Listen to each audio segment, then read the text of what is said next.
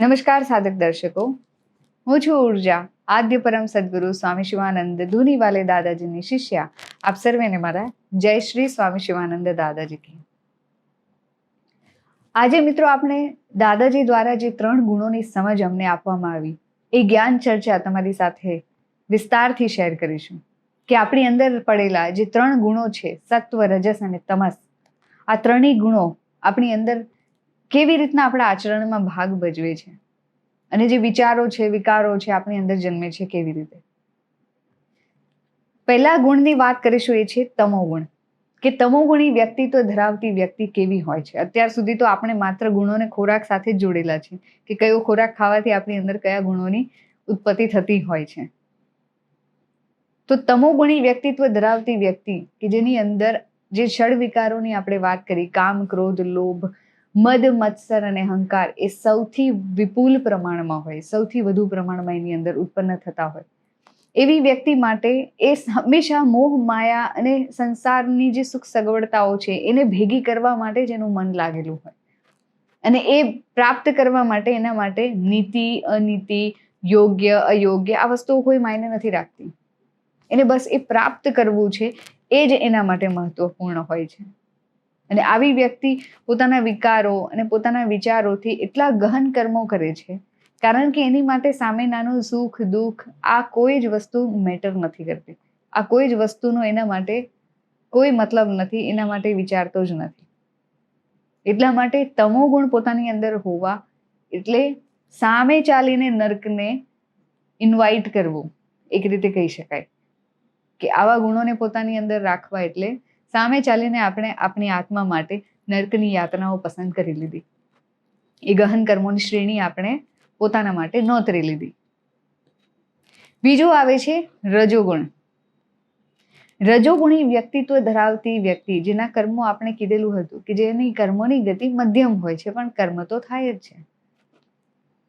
રજોગુણી જે વ્યક્તિ હોય એની અંદર તમોગુણની જેવી રીતના નીતિ, અનીતિ આ બંને વચ્ચે નીતિ માયને રાખે છે એના માટે.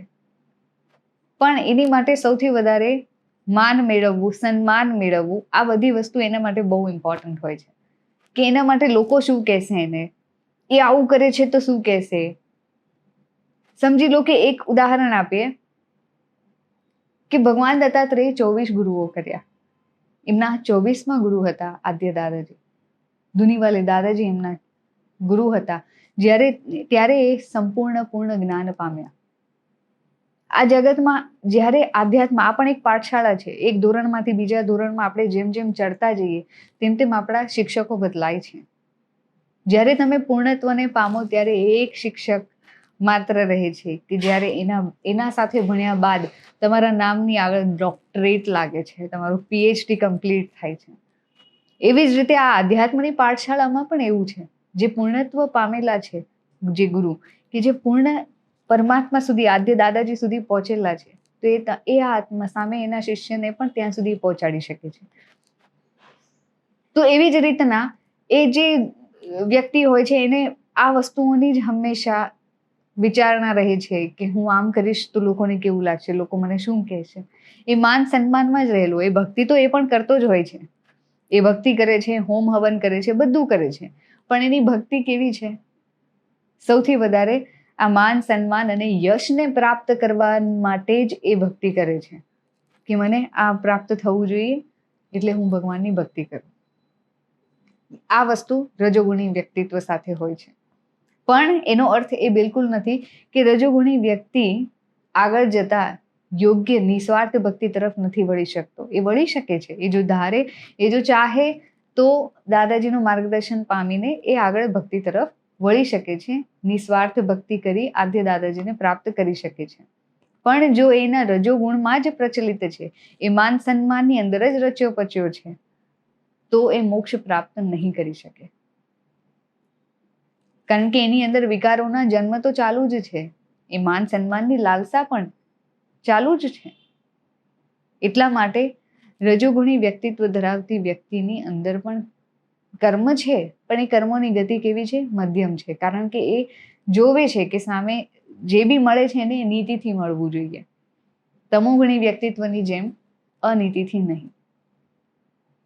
હવે વાત કરીએ ત્રીજો, સતોગુણ. સત્વગુણી ધરાવતી વ્યક્તિ બહુ ભાગ્યે જ મળી શકે, કારણ કે એ વ્યક્તિ હંમેશા સત્યના સંગમાં રહેતી હોય. એને બાકી વિચારોથી એને કોઈ લેવા દેવા નથી. એ સંપૂર્ણપણે પરમાત્માને પ્રાપ્ત કરવાના માર્ગ જ શોધતી હોય છે. હું કોણ છું, અહીંયા કેમ આવ્યો છું, આ જ વિચારોમાં, આ જ સતત ચિંતનમાં એ રહેતું હોય છે. અને એનું મન હંમેશા પરમાત્માને પ્રાપ્ત કરવામાં રહેતું હોય છે.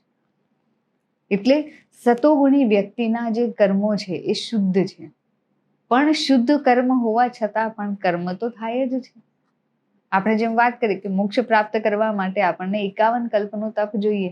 ના આપણું પ્લસ બચવું જોઈએ, ના આપણું માઇનસ બચવું જોઈએ. તો જો સત્વગુણ છે, પરમાત્માને પ્રાપ્ત કરવાની, આદ્ય દાદાજીને પ્રાપ્ત કરવાની ઈચ્છા છે, તો એના માટેનું યોગ્ય માર્ગદર્શન આદ્ય પરમ સદગુરુ સ્વામી શિવાનંદ દાદાજી એમની પાસેથી અમને મળ્યું છે.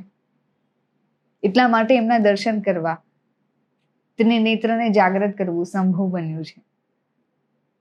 આ થઈ ત્રણેય ગુણોની વાત. હવે આપણે એટલા તો સમજદાર છીએ જ કે આમાંથી આપણે શું ચયન કરવું જોઈએ, આપણી આત્મા માટે શું યોગ્ય છે એની પસંદગી કરી અને આપણે એ આધ્યાત્મના શિખરો તરફ આગળ વધી આદ્ય દાદાજીની પ્રાપ્તિ કરીએ.